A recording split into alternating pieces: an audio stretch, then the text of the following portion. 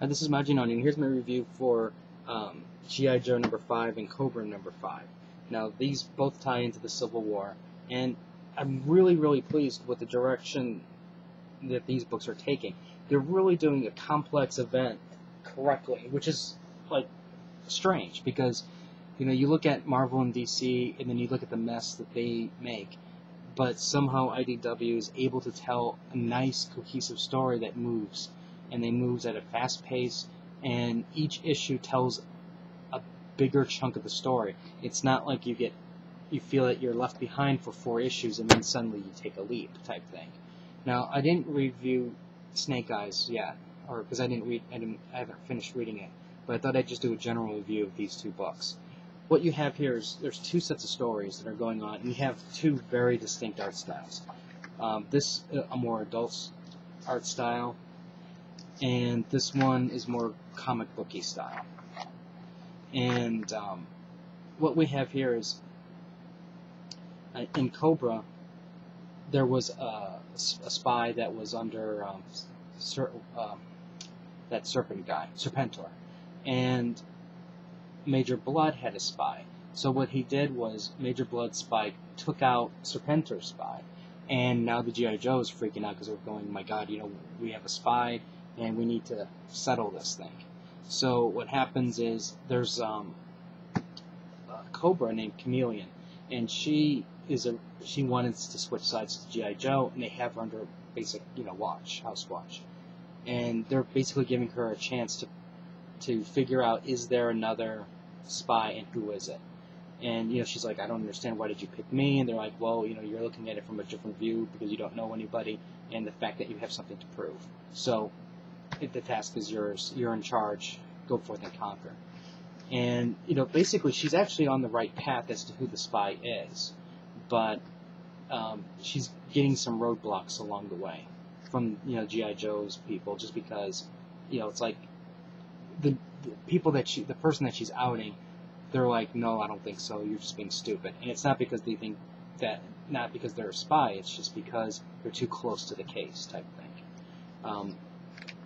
But overall, this was really good. I love the power struggle that goes on in these 2 books. Every issue deals with one problem. In this issue here, let me go back up. This issue here is dealing with Major Blood and proving his worth.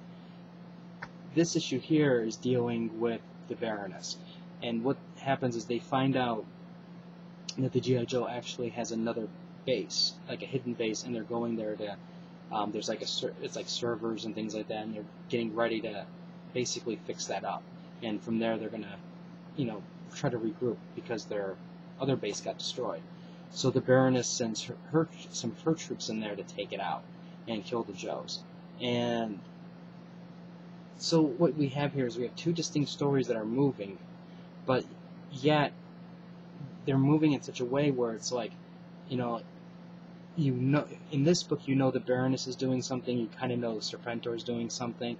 In this book that other people are doing things, but yet it's not overlapping, other than with, like the little things, like when they meet along the way. But yet the story moves, and that's the critical part of this whole thing, is it just moves. And in this issue, actually, the Baroness gets captured, so I'm curious to see where that's going to go. Because, since she's in the running for Cobra, the leader of the Cobra.